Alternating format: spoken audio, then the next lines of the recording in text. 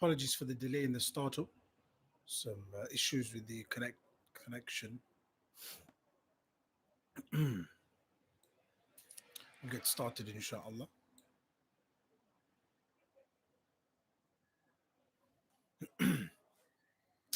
بسم الله الرحمن الرحيم نحمده ونصلي ونسلم على رسوله الكريم أما بعد. Let's get started then, inshallah.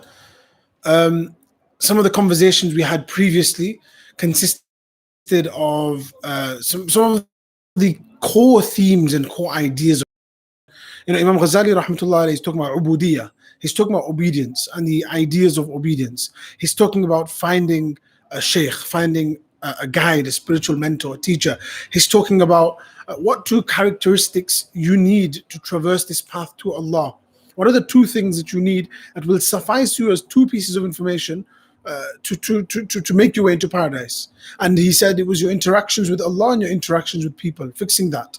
That's it. He then speaks about this idea of tawakkul and reliance upon Allah, and we went through this in some detail in the previous session. He then talked about ikhlas, sincerity, the idea of devotion and what it means to have your deeds exclusively for Allah. How can a person do this? It's not always that your deeds are exclusively for Allah. They might have good intentions and motives, but that doesn't necessarily mean it's for the sake of Allah, which then brings us on to the new discussions of today.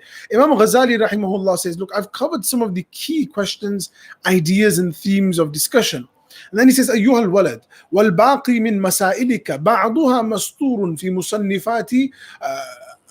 And then he says, فاطلبه ثمة.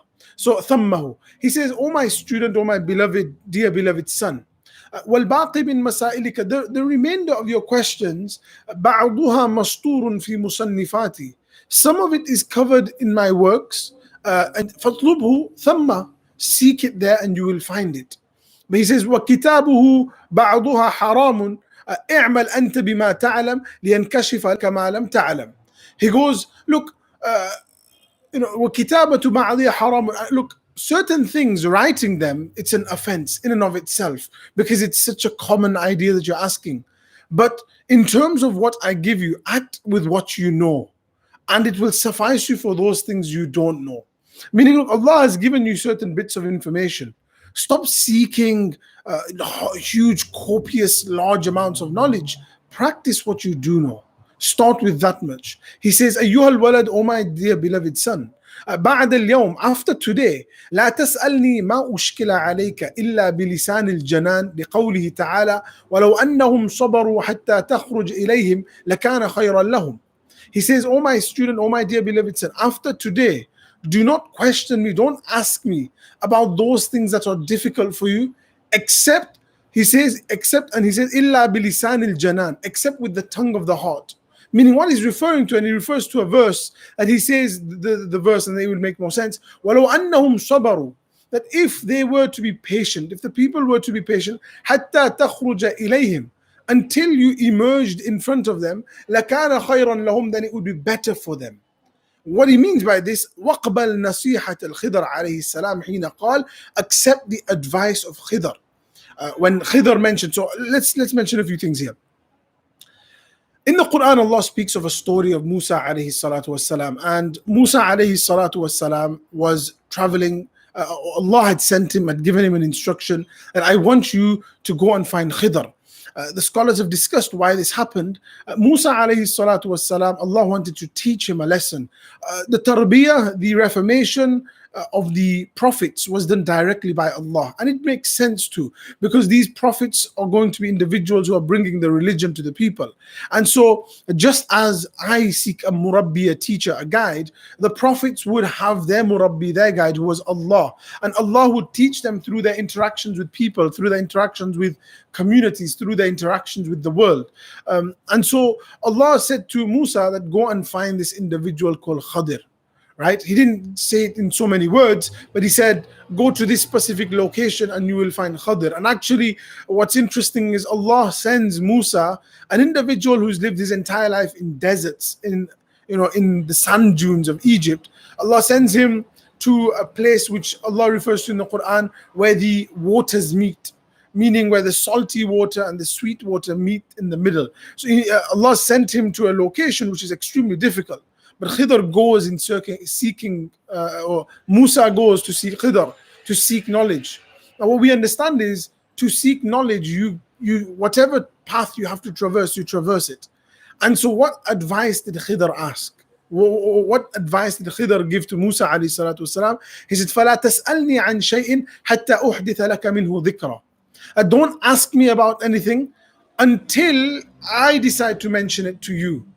Until I decide to mention it to you. Meaning, start practicing on the things that you have. Stop questioning, and it's mentioned in Surah Al-Baqarah about there was in the Surah Al-Baqarah, the entire surah is named Baqarah, the cow, and it's based off that story of those individuals who Allah had given them the instruction to commit the sacrifice. And they started asking questions. They started saying, what kind of color is it? What kind of shade is it? What kind of size is this animal? And they started making it more and more difficult for them. Allah had initially just said, do the sacrifice of a cow. But by asking multiple questions, by trying to pose, should it be this way? Should it be that way? Allah then restricted these conditions. He said, okay, fine. You want to ask that question? It should be like this. Fine, the specifications are this.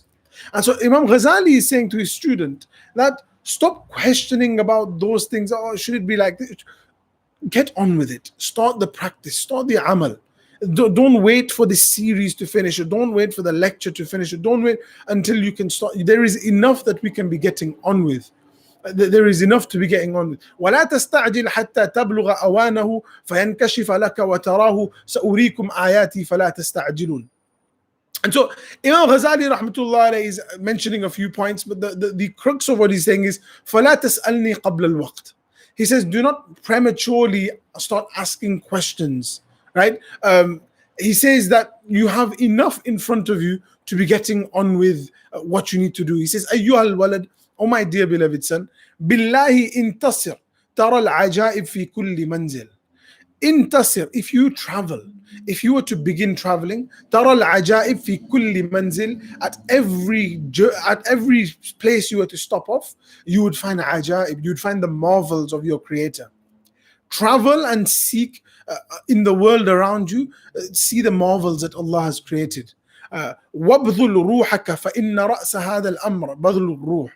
And he said, continue making an effort. وَابْذُلْ, persevere, strive. And the kind of crux of this entire religion, the crux of what you seek is in perseverance. فَإِنَّ رَأْسَ هَذَا الْأَمْرِ. If you want to understand the kind of secret behind this faith, you want to understand the secret behind finding Allah, it's perseverance. بَذْلُ الرُّوحِ. You've got to constantly put effort in. We used a different phrase earlier, mujahada. We used that idea of mujahada and we discussed it, where you've got to put some effort in. You've got to kind of put yourself through some striving and difficulty. The idea of mujahada is what leads us to Allah. Imam Ghazali is saying the same thing. وَابْذُلْ رُوحَكَ فَإِنَّ رَأْسَ هَذَا الْأَمْرِ بَذْلُ الرُّوحِ. You're going to have to put some effort in, but keep pushing, don't stop. He says, قال ذُنُّونَ الْمِصْرِي رحمه الله تعالى. There was a very kind of famous ascetic by the name of Dhunnun al-Misri, rahimahullah ta'ala. لأحد تلامذته, he said to one of his students, he gave advice to one of his disciples once, إن قدرت على بذل الروح فتعال وإلا فلا تشتغل بترهات الصوفية. He says, if you are able to persevere, if you are able بذل الروح, if you are able to do mujahada, to strive, to have the willpower to say, I want to do this, then join me. If not, then don't pretend to join us and don't engage in the kind of biturahat, the kind of actions and the motions of the Sufis and the religious individuals. And again, I mentioned previously the term Sufi, how it's used differently in different contexts, right? And in the time that it's being used by Imam Ghazali and other such people, it's not having the negative connotations it might have today or in certain cultures. And so that's important to bear in mind. But the point that he is making is, and this is very, very important, do not just take on the outward appearances or the outward kind of practices of a group of individuals. That's not sufficient. Don't just say I'm affiliated to this scholar, I'm affiliated to this circle, I'm affiliated to this group, I'm affiliated to this nahj or something of that sort. That's not what we should be doing. Our focus and responsibility should be to bring into yourself the quality of that group, of that circle, of that nahj that you claim to be a part of. And so Imam Ghazali rahmatullah is saying, put the effort in. Don't let it be that you kind of, you introduce yourself by names, that I'm a part of this group, or I'm a part of that group, or these are my colors, or this is my, no, that's not how it should be. It should be your effort and your striving that's defining who you are. Imam Ghazali says, Ayyuhal walad, O my dear beloved son, inni ansahuka bi thamaniyati ashya. I give you advice, 8 pieces of advice. اقبلها مني, accept them from me, لئلا يكون علمك خصما عليك يوم القيامة. Accept these 8 pieces of advice from me. Otherwise, if you do not, I fear that on the day of judgment, when you stand in front of Allah, your knowledge will become a force against you. It will become a liability for you. It will become something which will be arguing against you. It will be evidence against you on the day of judgment. تعمل منها أربعة. There are 4 things that you need to enact. وتدع منها أربعة. And there are 4 things that you need to give up. أما اللواتي تدع. As for the 4 things that you need to give up. So he starts with those things that you need to rid yourself from. And you'll find this among scholars, this idea of extracting qualities from your life prior to bringing qualities into your life. And it's similar to the kalimah that we recite. The La ilaha illallah Muhammadur Rasulullah starts with an idea of negation. You start with La ilaha. You're saying there is no God, and you're negating, cleansing your heart. And the scholars who discuss tazkiyah and the reformation of the heart, they use terminology such as takhliyah and tahliyah. Takhliyah is the extracting and the cleansing of any filth in the heart, and tahliyah is then the decoration of the heart with this remembrance of Allah. And so the La ilaha part, there is no God, is the cleansing of the heart from any of the gods and the kind of orifices and things that we have set up in our heart, things that we worship, things that we deem as deities, whether we directly worship them or whether we indirectly worship them, but we remove them, whether these have been implanted by society and we've been kind of forced to accept this is the status quo and this is how we should live our lives, that I should worship these ideals, whether it's literal or whether it's metaphorical. The La ilaha is in that process of removing that. And then the illallah, nothing but Allah, is then built within your heart. And so Imam Ghazali says the 4 things that you need to remove from your life, the 4 things that you need to cleanse from your life, he begins with the first one. فَأَحَدُهَا أَلَّا تُنَاظِرَ أَحَدًا فِي مَسْأَلَةٍ مَا اسْتَطَعْتَ. As far as you are able to. And again, you remember he's instructing and speaking to a student of knowledge. He's speaking to somebody who is who he wants to give advice to for the long term. And so a student of knowledge has a level of knowledge, but even so, this is advice for us who may not be students of knowledge yet. We want to be, but we haven't started on our journey. Imam Ghazali is saying to this individual, Allah tunadhir ahadan fi mas'alatin mastata'at. As far as you are capable and as far as you have the ability, do not argue with anybody in regard to any issue. لأن فيها آفات كثيرة. Because آفات كثيرة. There are immense آفات, immense harm in starting argument and debate and all of these ideas without reason. فإثمها أكبر من نفعها. The harms are greater than the benefits. You might see some benefits, right? There might be some benefits in somebody who is ignorant, somebody who is arrogant, who has a certain way with things, and you feel that by engaging them, you will be able to kind of silence them. But it will still not be devoid of harm, because you will have to come down to their level to have this kind of debate and argument. And it will not, that individual is fine, but it will abase you as an individual. And there are some people who make it their shtick. They just argue with people. That's their thing. That's what they're known for. And Imam Ghazali says, إِذْ هِيَ مَنْبَعُ كُلِّ خُلُقٍ دَمِيمٍ كالرياء والحسد والكبر والحقد والعداوة والمباهات وغيرها. And Ghazali says that the argumentation and debate, and it is the kind of source of all of the ugly characteristics a person can have, such as insincerity, riya, hasad, being envious of somebody, kibr, arrogance and haughtiness, wal hiqd, hatred and resentment for somebody, adawa, enmity, wal mubahat, this boastfulness, wa ghayriha. All of these qualities can stem from this idea of debating, from arguing, right? Getting one over somebody. نعم لو وقع مسألة بينك وبين شخص أو قوم. Yes, there is a different situation. If some sort of an issue arises between you and an individual, or yourself and a group, and وكانت إرادتك فيها أن يظهر الحق, and you want to show the truth, your intention is to bring out some truth and to allow it to become known, right? That's ولا يضيع. And that's your focus constantly. You don't kind of get swayed into other things. Then جاز لك البحث. Then yeah, it's permitted for you to have a conversation, a discussion. لكن لتلك الإرادة علامتان. He says, however, I will, again, how do you know? Like realistically, somebody like myself, if I'm in a situation where somebody says something, now I have to ask myself, do I engage or do I not engage? Because there are harms in engaging and there might be harms in not engaging. But I have to do the kind of damage control on my side. How do I know I am sincere? So Imam Ghazali, two kind of litmus tests that you can use. So in a situation, right, and he's going to give us 8 pieces of advice. These are going to be huge pieces of advice, and this is not just arguing with somebody in a knowledgeable issue. This could be in a relationship, husband and wife, that there's some sort of an opportunity or something happens and there's an argument that could take place. It could be between a mother and a daughter. It could be between a son and the father, or son and the mother, and between siblings, right? So this is, don't just assume this is to do with knowledge.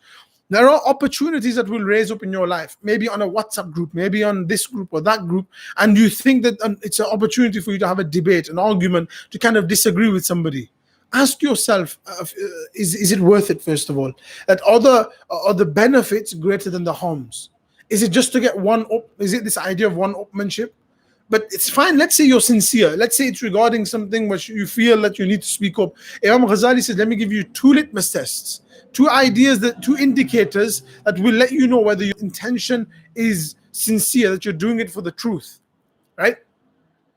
He says, إحداهما, the first sign or indicator, ألا تفرق بين أن ينكشف الحق على لسانك أو لسان غيرك. That the first sign is there is no difference in whether the truth is exposed by you or by somebody else. Meaning the truth that's about to be said, if your worst enemy was to say it or your best friend was to say it, it would remain the truth. And what he's saying is, you're sincere in your comment. You're not being, and the kind of ideas that he's presenting here, which is really, really intelligent, he's saying that often we are influenced by our context, right? Nobody lives in a vacuum. And so sometimes you dislike that individual and you want to put them down, right? So don't let it be that you're saying it just because it's this individual. But also, if somebody was to say it to you and you had said that, you wouldn't be able to respond to, and you would have to say, no, you're right. And so ensure that what you are about to say, whether it was said from you, whether it was that statement that you're about to say was said by somebody else, it's objectively true. That's what he's saying, that it's objectively true. Something that whether you heard it from an enemy, you heard it from a friend, or you say it yourself, it's true. Don't let it be that it's just because it's this individual, these words are going to come out of your tongue. And the second thing that will show that you are sincere, that you want to bring out the truth, أن يكون البحث في الخلاء أحب إليك من أن يكون في الملأ. That you prefer to have this conversation in private than you do in public. And this is genuinely an amazing piece of advice from Imam Ghazali. It will bring sincerity into an individual. That you do not want to mention this in public. Somebody says something which is incorrect. Your heart prefers that you correct them in private than in public. There might be reason to correct them in public, right? But you have to ensure that within your heart you check that where would I prefer to say this? Because remember, a lot of the time, I'll give you an example, and I'll try and make it as contextual as we can to today. you're in a WhatsApp group or you're in a Facebook chat or something like that, and somebody says something in a group chat, and then you know that that individual is incorrect. When you correct that individual, assess your intention and ask yourself, this correction, am I doing it to correct him so that the truth is revealed? Am I doing it to correct him so that the truth is revealed and everybody realizes, oh, I got it right, or I am more knowledgeable, or I kind of corrected him? And then the way I word it, is it like kind of aggressive? And I'm like, no, that's wrong, actually, you're wrong. That's not how it is. It's like this. And every single one of us will have been placed in a situation like this. That is for us to consider. Is it so difficult for me to privately message that individual and say, by the way, I do believe it's this way, just correct yourself in the group? Would that not be the best approach? And would that not be the approach to expose the truth? Imam Ghazali is saying you should prefer in your heart that that conversation is had in private, and that is more preferred to you and more beloved to you than for you to have it in public. If you want it in public and you want it exposed and you want everybody to see it, and that is a sign that it is possibly insincere. Now, there are instances where somebody says something publicly and you have to correct them publicly, right? Somebody commits a sin in public, the scholars say that that repentance should also be made in public, right? Because when you make a sin in public, people now have a judgment of you. They don't know that you made your repentance in private. So it's advised that you make a public repentance as well, penitence in public. It's this idea that scholars discuss. However, where it is possible, when you're correcting somebody, try not to do it in front of everybody. There is a higher level of sincerity, but also, if you truly want the truth to be accepted, you would take them to the side, no?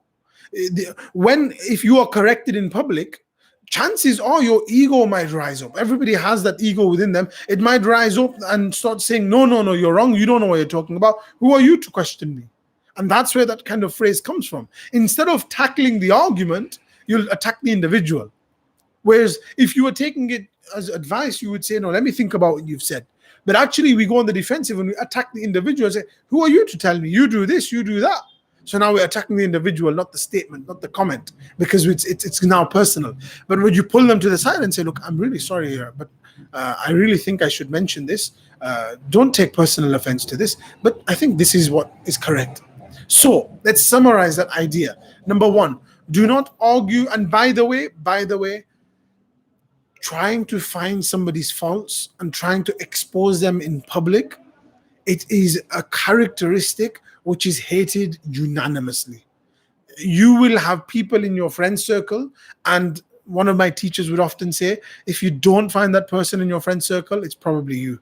But you will probably have somebody in your friend circle who has those characteristics, who feel the need to correct everybody as soon as a comment is said in public in a way which is derogatory, brings them down, and it's just not a light characteristic. He's always arguing. He's always arguing about something. He's always debating about something. Or he's like that. Don't worry about him. And it might be said in joke and in jest. And, he's like that. Don't worry about him, man. He's always like that. But actually, that's not a good characteristic to have. And Imam Ghazali says very clearly, it's khuluqin damim. It's an ugly characteristic. It looks ugly. And truly, the word ugly, it doesn't fit to use it for people's features. It's a word that I personally think makes much more sense in characteristics. Like when somebody has an ugly characteristic, it's much more kind of ugly than just somebody's visual look. The visual look, it's fine. It's not a big deal. That's the person. But the characteristic, it affects people. It impacts people's lives. It impacts their interactions with people. And so as a summary, Imam Ghazali says, when it comes to arguments, when it comes to debates is used as a word we misunderstand. Debates, we kind of think we're in a big, huge setting and people are going to debate and there's going to be I'm not talking like that. Arguments, let's use the word arguments. Arguments between husband and wife, arguments between friends, arguments between family members. When it comes to arguments, Imam Ghazali says, فَإِثْمُهَا أَكْبَرُ مِن نَفْعِهَا. The harms are much greater than the benefits. Now, there is a utility to having a conversation, a discussion. And Imam Ghazali says that sometimes there comes the need for a conversation, a discussion. That, you know what, there's something going wrong in a relationship, there's something going wrong in an interaction with two people, and that conversation needs to occur. When you want to have that conversation, think of a few things. You don't have conversations of private in public. You there are times and places that you have to have a conversation. Do not be condescending, and in front of all your friends or in front of all of your family, you have a go at somebody and bring them down. That's not the approach. Imam Ghazali says, in your heart of hearts, if you want and you desire the conversation to be in private over that it be in public, then know that you are sincere. And number two, the statements you are about to say, if the roles were reversed and that person said that to you, would it still be true? And Imam Ghazali, what he's saying to you is, he's saying, counter your own argument. Counter your own argument. It means be critical. That if somebody was to say this argument to you, would you have a response to it? If you have a response to it, then that means that your argument is incorrect. That means it's not the truth that you're trying to expose. It's actually a problem you have with the person. And so Imam Ghazali first makes you critique your own comment. And he says, make your worst enemy say this to you. Would you still agree with it? The comment.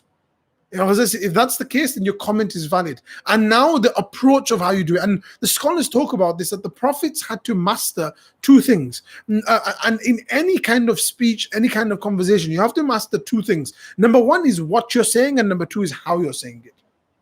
Number one, the content. Number two, the format, how you present it. And so the prophets had to get this perfect. And that's why you'll find in the Quran, when you read about Nuh alayhi salatu wasalam, the prophet who was giving da'wah constantly, relentlessly. They say, laylan wa nahara, he was giving da'wah in the night, he was giving da'wah in the day, sirran wa jahran. Sometimes he would go in the quiet and speak to somebody in their privacy of the homes and give them da'wah. Sometimes in public, in a public setting, different instances, finding the right times, finding the right people, finding the right context, all of these things. Imam Ghazali starts with this as his first piece of advice. And I would say, additionally to this, do not let argumentation and debating become your identity.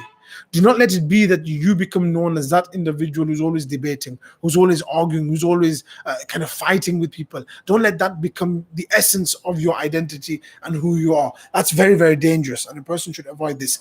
The second point Imam Ghazali mentions, wasma anni adhkuru laka ha huna fa'ida.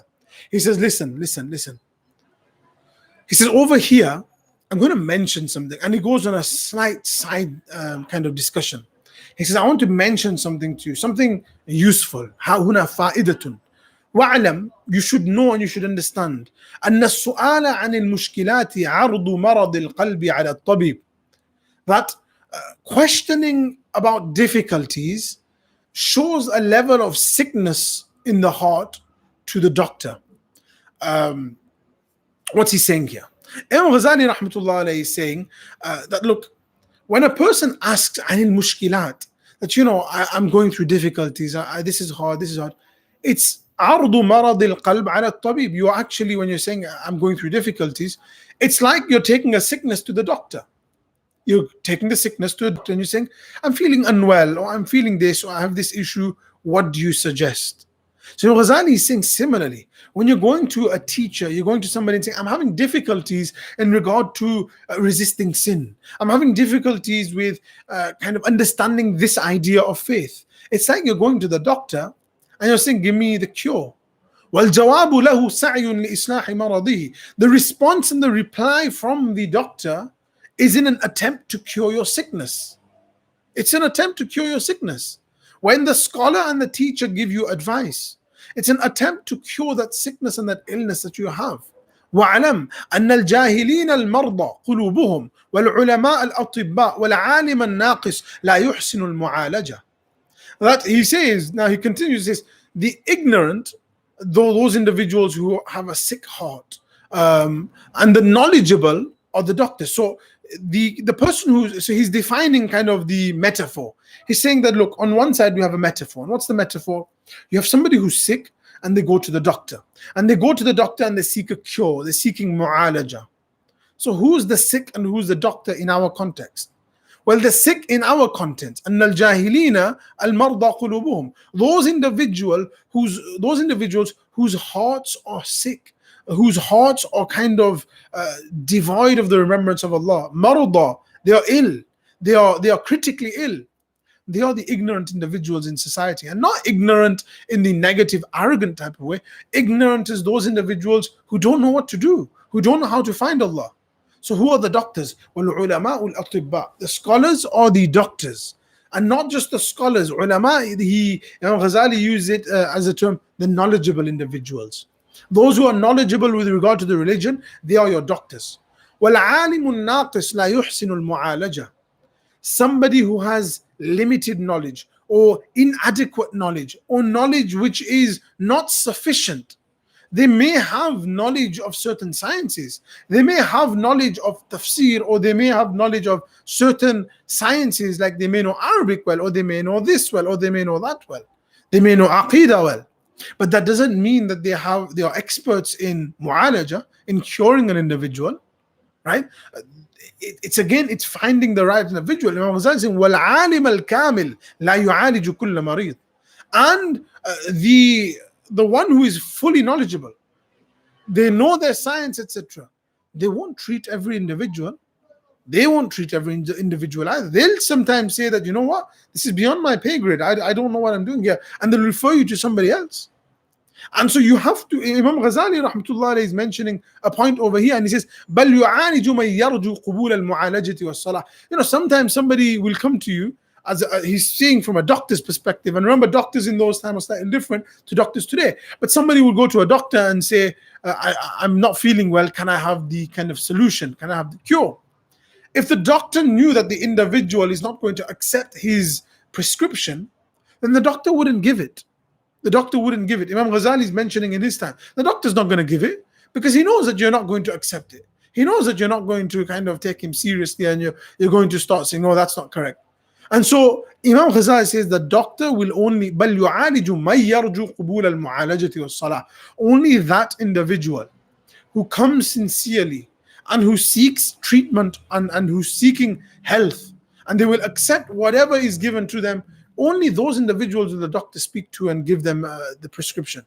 وإذا كانت العلة مزمنة أو عقيما لا تقبل العلاج فحذاقة الطبيب فيه أن يقول هذا لا يقبل العلاج فلا تشتغل فيه بمداواته لأن فيه تضييع العمر.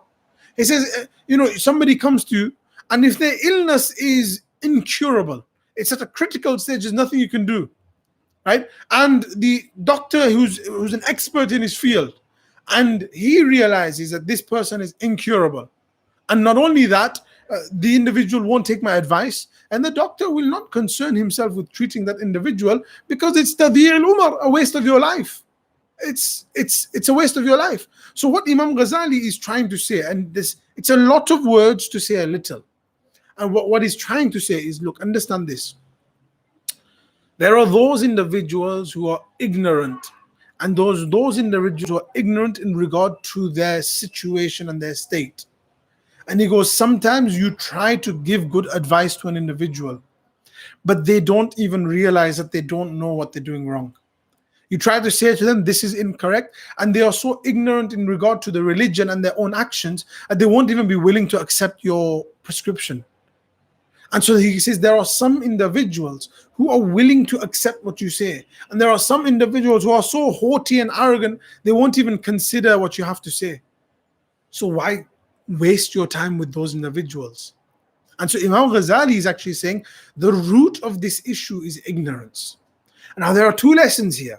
He started off by mentioning debate, argumentation, and who you argue with. If your intention for arguing, and you fixed your intention, so again, you've asked yourself, are my statements correct? Tick. Is my intention correct? Tick. And we know the two litmus tests that Ghazali has taught us how to check these two. So I've checked that my argument that I'm going to produce is correct and its intention is correct. Fine. But you also need to assess the person in front of you. Is he the right person to take this advice? And not everybody can comprehend or accept everything.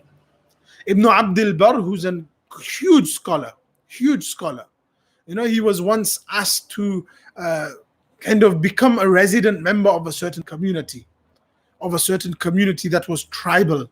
And he said, they won't be able to benefit from me.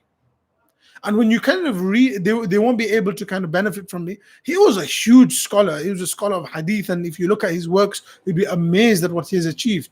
What he meant by this is these individuals don't need somebody like me, because his knowledge, Ibn Abdul Barr's knowledge, was of a very high level. And he recognized what he had. And his sciences were not needed for these individuals. They needed something much more basic. And sometimes there are individuals who may be geniuses in their mind, but they are just unable to kind of project this knowledge to somebody who's less knowledgeable. They struggle, and it's not a haughty kind of attitude. It's just they don't have the patience. There are individuals who they mean no harm, but they just don't have the patience to kind of teach. They're just like, how can you not understand that? It's so obvious, but they don't mean it in a kind of a derogatory way. It's just in their mind, it doesn't make sense. How can somebody not comprehend this? And that's because Allah has blessed them with a level of understanding. But if it comes to explaining, they just find it a bore and find it difficult. There was this specifically one individual I have in my mind who Allah has given immense amounts of knowledge and very, very huge amounts of understanding. But when it comes to teaching a class, he just struggles, because he just, if somebody doesn't get it, he struggles with that idea. And so Imam Ghazali is saying ignorance is the key issue here. Number one, when you're presenting your argument to somebody, make sure that that individual, because remember, ignorance is the illness here. Ignorance is a sickness. And how do you cure ignorance? With knowledge. So you are now about to impart knowledge. But if that heart is unwilling to accept, it's like that individual who's unwilling to take medicine.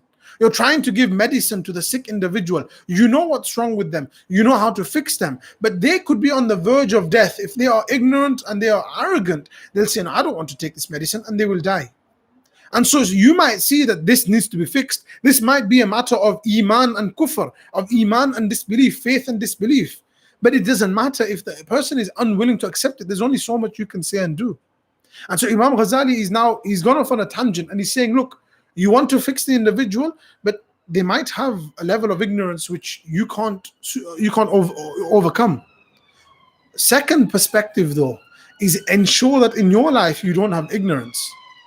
And when people are willing to advise you and teach you and say something to you, in that moment, don't become arrogant and say, who are you to tell me? Where are you? Assess the kind of statements the individual is making. Forget who is saying it. Assess the statement. Imam Ghazali, and we'll conclude on this, he then says there are four types of ignorance, or ignorance is of four types. ثم أعلم أن مرض الجهل على أربعة أنواع. There are four levels of ignorance, and أحدها يقبل العلاج. Only one of them is curable. Only one of the forms of ignorance you can actually fix. The other three, والباقي لا يقبل. There's nothing you can do. There's nothing you can do. So he says that أما الذي لا يقبل العلاج. As for the individual, or that ignorance which is incurable, there's nothing you can do about it. You can't fix it. فأحدها, the first one. There's three which are incurable. The first one, and we'll conclude on this. من كان سؤاله واعتراضه عن حسده وبغضه. That individual whose question or whose argument is produced out of envy and hate. Out of envy and hate. It's like somebody who, you do something and they're on Twitter and they come out and they start trolling you because they're jealous of you. They hate you. And they're not questioning to learn. They don't care about learning. They say, why did you do this? Would the Prophet ﷺ have done this? Is it a prophetic way of doing this? Astaghfirullah, how can you do this? But they're not trying to learn. It's out of envy and hate. They won't even care about the response.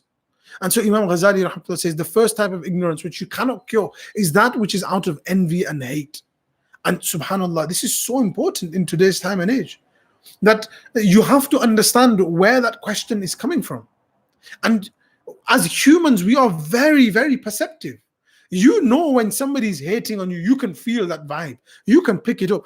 We're not dull as human beings. We have the capacity within us to judge very quickly where this kind of comment is coming from, and be open about these emotions.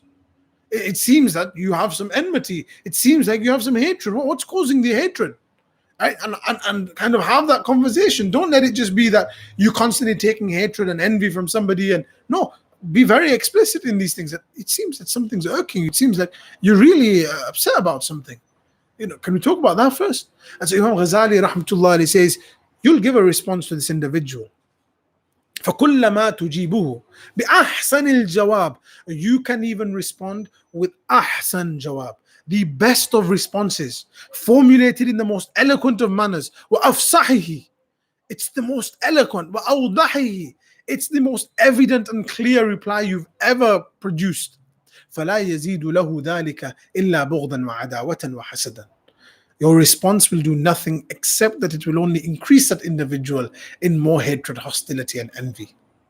Imam Ghazali rahmatullah says it very clearly. فَالطَّرِيقُ أَلَّا تَشْتَغِلَ بِجَوَابِهِ. The best method of operation, or the modus operandi, do not engage the individual.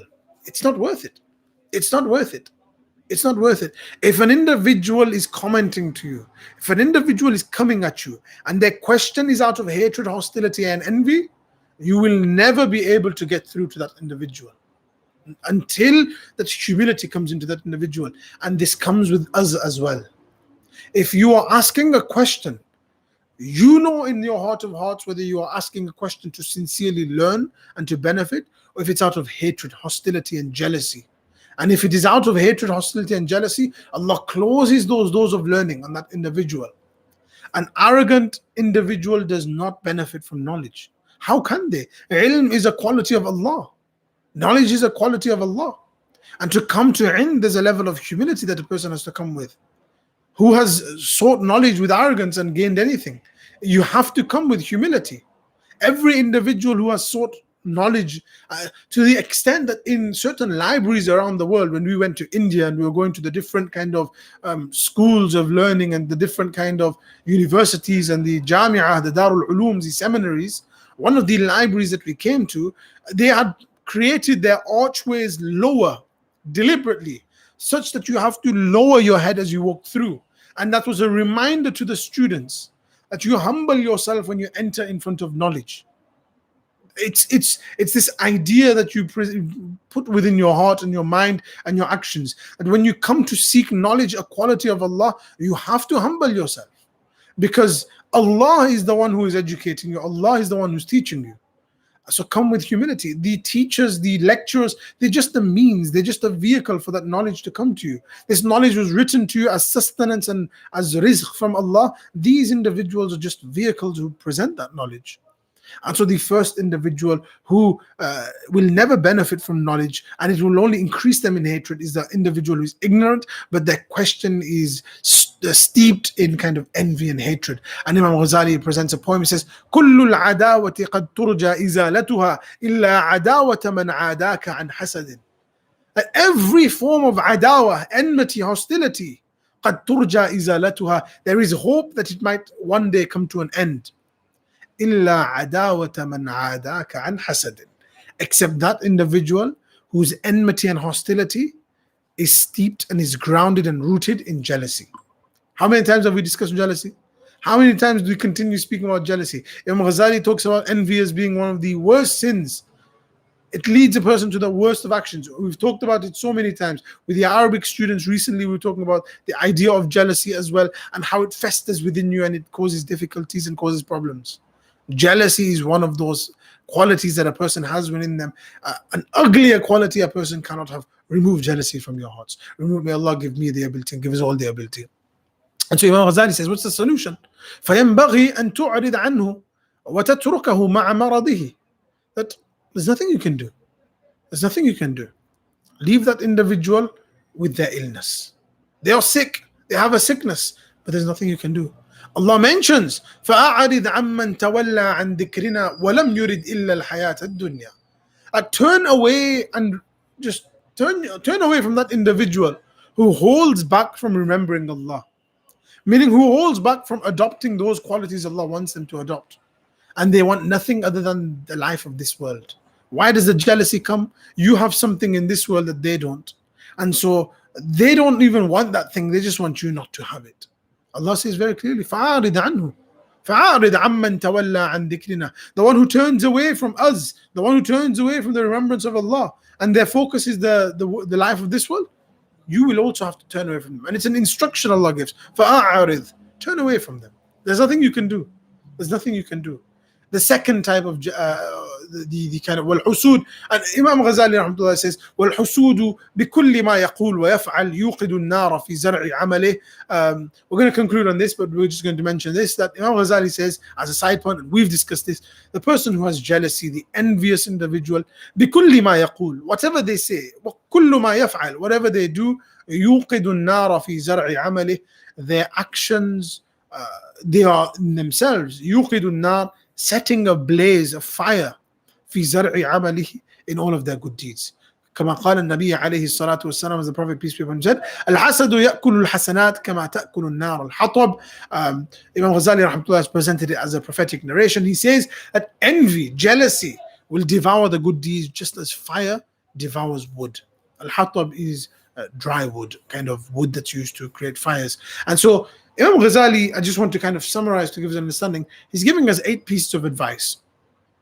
His first piece of advice was, do not get into arguments.